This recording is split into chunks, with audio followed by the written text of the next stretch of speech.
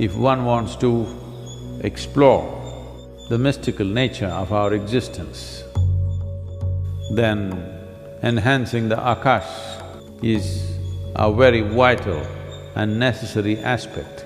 Once there is a certain amount of mastery over the five elements, one will find there is no such thing as what is inward and what is outward.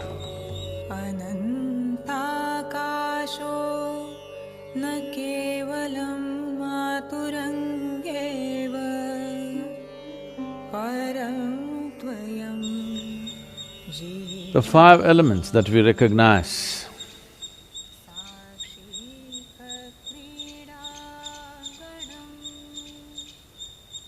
as the basic ingredients of life, this elemental magic, I'm calling it elemental magic because just with five things,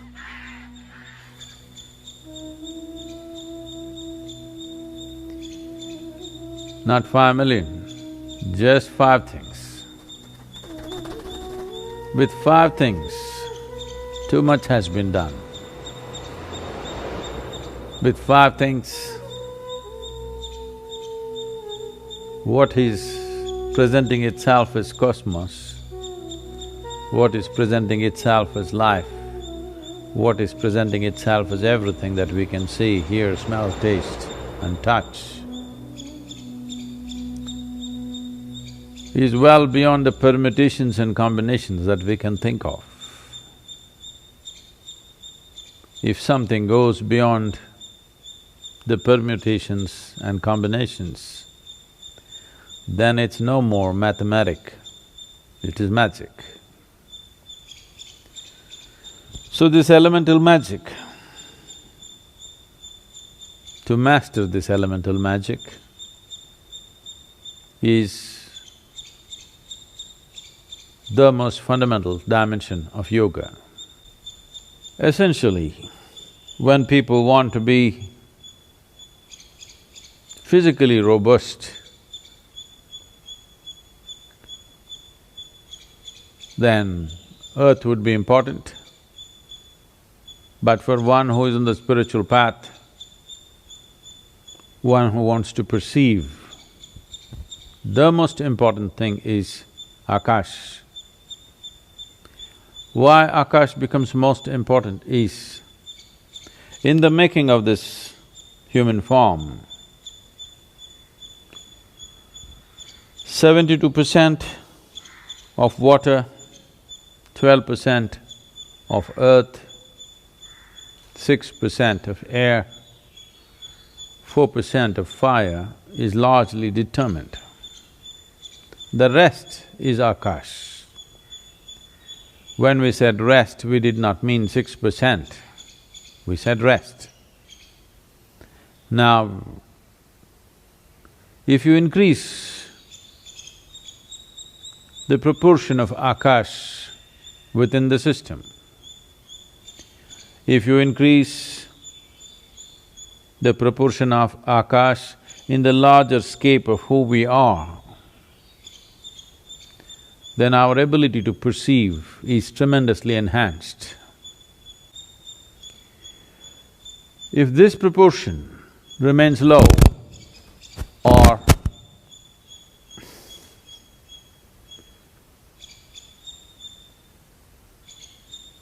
Akash is at its minimal in one's making, then their ability to perceive will be very minimal. Even if they have a great intellect, this intellect will forage in mundane things. It can never rise to perceive something more than that. So in this context, one important aspect of spiritual progress, one important aspect of Vigyan or Vishesh Gyan, if one wants to perceive beyond five senses, if one wants to perceive that which is not physical in nature.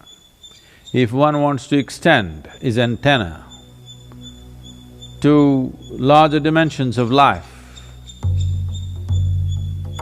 if one wants to explore the mystical nature of our existence, then enhancing the Akash is a very vital and necessary aspect. Akash is a boundless dimension.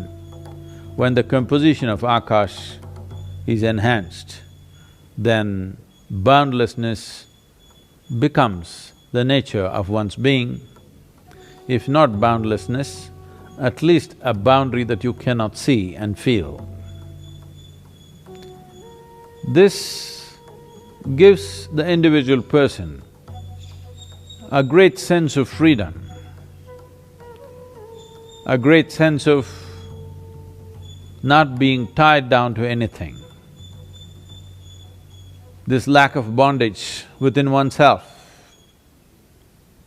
is an essential amount of space that one needs if they want to have some mastery over these 5 elements. This goes for human system also. To keep this system well,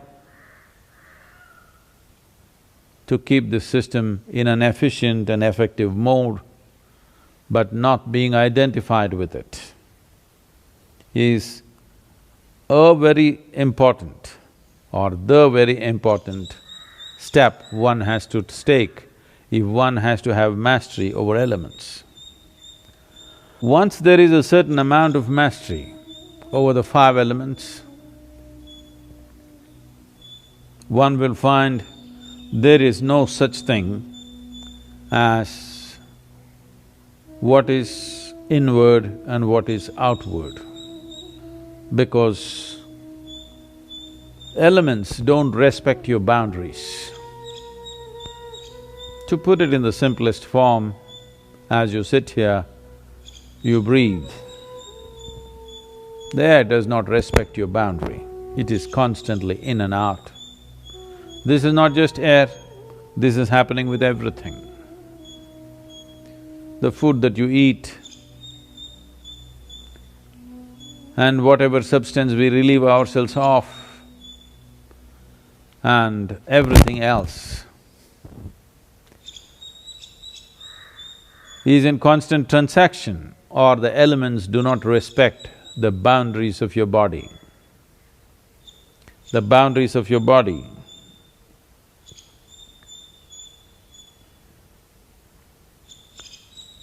are only for your psychological comfort, but the 5 elements have no respect for that, and they anyway transact without your permission.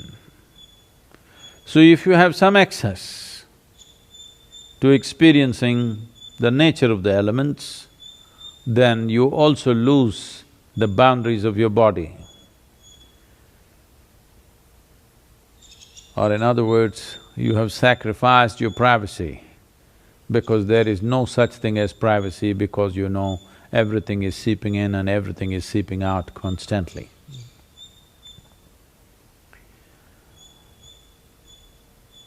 When one wants to gain mastery, one of the things that are commonly done is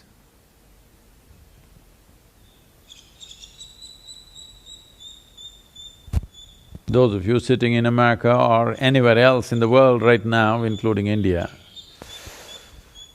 don't try to do this. You will see the the spiritual movements of the past, whether you take the yogis like the Nagas or the Gorakhnathis or the Jains, one of the things that they do at the basic level of sadhana is, first thing is to expose themselves to elements, because They want the transaction to happen freely. As today, walking around naked in the world is not a possibility, though in India it is still in practice. You will see thousands of them walking naked, not bothered about the social norms. That is not a possibility for all of you. So one simple thing that you can do is move to a looser level of clothing. Well, you may not look shapely, but there is no shape to you on the elemental scape. It is in constant transaction. To facilitate this, to be able to be conscious of this, one important thing is there is a little bit of space between your body and what you wear, that it is not tight-fitting clothes. This is one step that one can take to… If you pay attention, you will see beyond this breath, a whole lot of transaction is happening constantly across the body. If one pays enough attention to this transaction, then one will also slowly understand the nature and the composition of the elements within us, then enhancing one dimension or increasing the akash in the system through appropriate practice becomes a possibility. And of course, once I say this, the first question is, Sadhguru, what is that practice? Practice doesn't come first, attention comes first. By attention, if one knows that there is transaction, not by intellect, but by attention, if one knows that there is a transaction, then how to tweak the transaction in our favor is something we can do. First thing is to take charge of the most obvious transactions. The most obvious transactions are breath, food, consumption of water, and the temperature of the body, and the temperature outside. These are the most obvious transactions. Just pay a little more attention to these obvious transactions. It always amazes me how breath, which is such an obvious transaction, and it doesn't happen quietly, it moves the entire body. But most people never ever notice it. If you can't notice your breath, how to notice anything subtler than that, because breath is a noisy activity, it is happening. If you bring attention to these things, how you eat, how you drink, how you breathe, how you touch everything that you touch, you will see the experience of life will rise to a completely different level. These simple things most human beings are not doing. They're gulping down what they eat and drink, they breathe completely unconsciously, they touch anything and everything without knowing what they're touching or feeling it. Largely it's happening like this for most people. If you bring awareness to that, if you bring…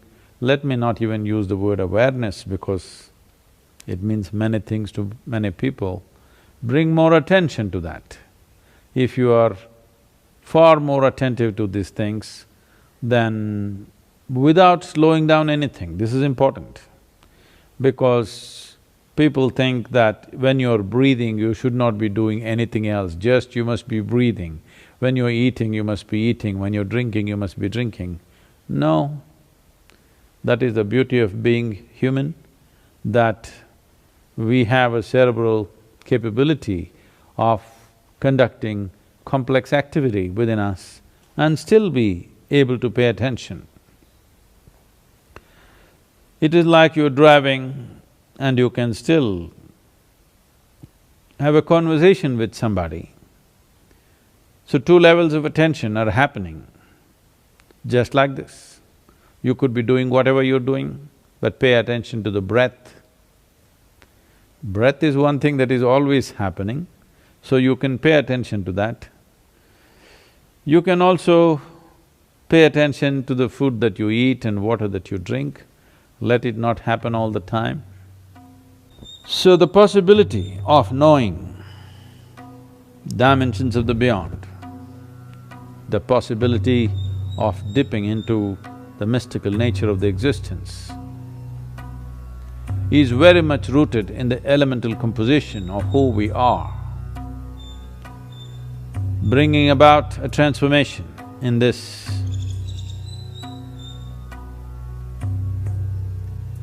can do fantastic things to you, but one must also understand that fantastic things can also turn your life upside down. That is the nature of fantastic things.